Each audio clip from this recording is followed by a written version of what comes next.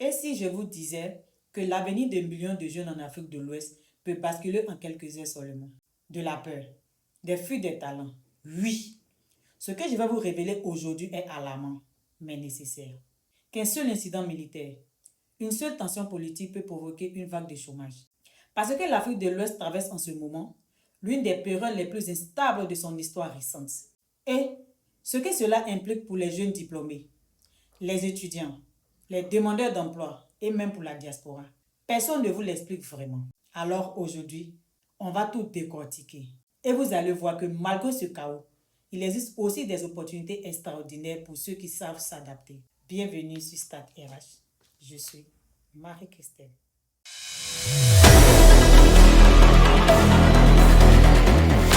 L'instabilité politique qui s'amplifie, les coups d'État en Syrie, les États en rupture avec les organisations régionales, les crises sécuritaires au Sahel, l'incertitude économique. Toutes ces dynamiques ne sont pas des actualités lointaines, car elles influent directement le recrutement, la création d'entreprises, la sécurité des travailleurs et même l'accès à la formation. Et justement, parlons d'un événement survenu le 8 décembre 2025, un épisode qui résume parfaitement la tension actuelle en Afrique de l'Ouest. Le 8 décembre 2025, un avion militaire nigérien de type C-30 Hercule effectue un atterrissage d'urgence à Bobo-Dioulasso au Burkina Faso. L'Alliance des États du Sahel, AES, composée du Mali, du Niger et du Burkina Faso, déclare que l'avion a pénétré leur espace aérien sans autorisation, un acte qualifié de violation grave de souveraineté. À bord, il y avait 11 militaires, dont 9 passagers et 2 membres de l'équipage. Ainsi, selon l'AES, aucune autorisation préalable, un acte considéré comme inamical et potentiellement dangereux pour la sécurité de la Confédération. Résultat, défense aérienne placée en alerte maximale. Menace clairement exprimée. Tout aéronef non autorisé pourra être neutralisé. Du côté du Nigeria, la version est parfaitement différente. L'avion aurait rencontré une panne technique nécessitant un atterrissage d'urgence standard et l'équipage aurait été correctement accueilli. Ce qui frappe, ce n'est pas le fait que l'avion ait été abattu, mais qu'un simple incident technique a failli dégénérer. Alors imaginez, un avion militaire immobilisé, un équipage détenu pour vérification, une alliance militaire en alerte rouge et 2 grandes puissances régionales en désaccord ouvert.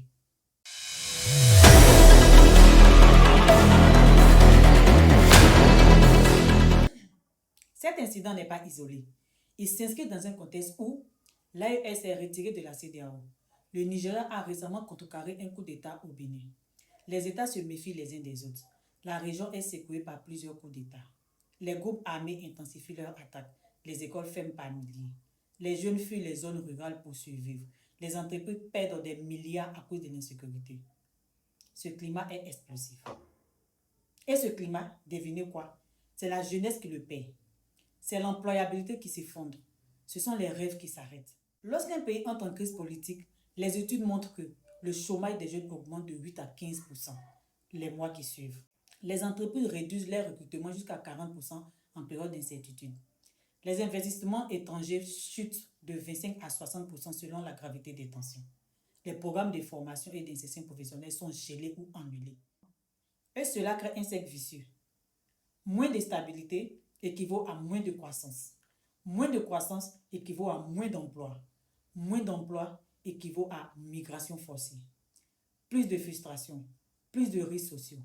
Et les jeunes sont au cœur de ce cercle.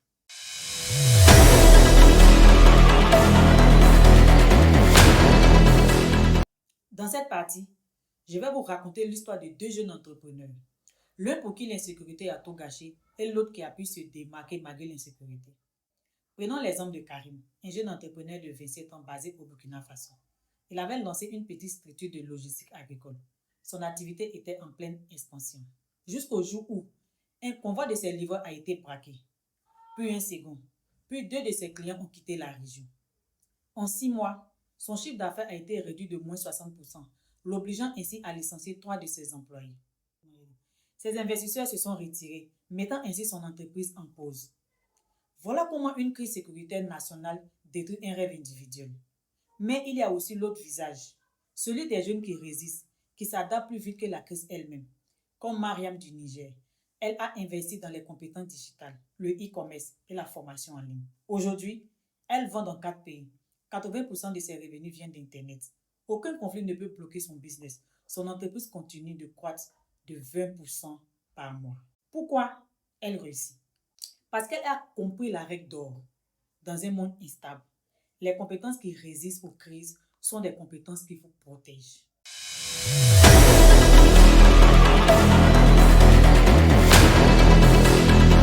Dans un contexte instable, les jeunes doivent s'adapter de 3 façons. La première façon, ils doivent développer les compétences d'avenir. Et les compétences qui résistent aux crises sont les suivantes.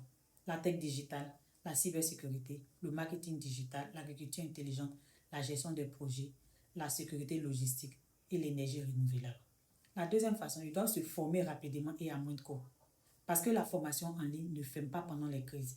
Elle permet de travailler sans mobilité. Elle ouvre des portes aux opportunités internationales. La troisième façon, la jeunesse doit se construire une sécurité personnelle. Qui dit sécurité personnelle parle d'épargne de revenus variables. La sécurité psychologique, résilience, patience, clarté mentale. La sécurité professionnelle, portfolio de compétences, réseau solide.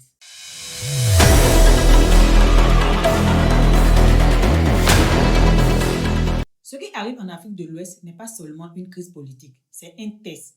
Un test pour les gouvernements, un test pour les institutions, mais surtout un test pour la jeunesse.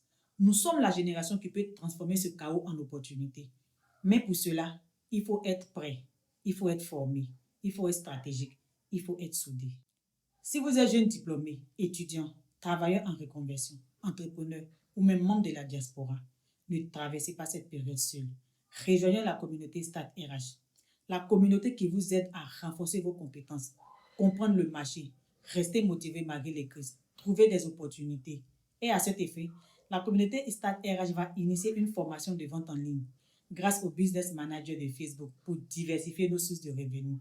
Si cela vous intéresse, alors cliquez sur le lien en dessous de la description. Laissez un commentaire pour partager votre avis. Abonnez-vous. Et si vous voulez plus d'analyses pertinentes comme celle-ci, partagez cette vidéo car une seule personne qui comprend la situation peut changer sa vie. Parce que oui, l'Afrique de l'Ouest traverse une tempête, mais les jeunes qui s'adaptent aujourd'hui seront les leaders de demain. À très bientôt dans mes prochaines vidéos. Bisous!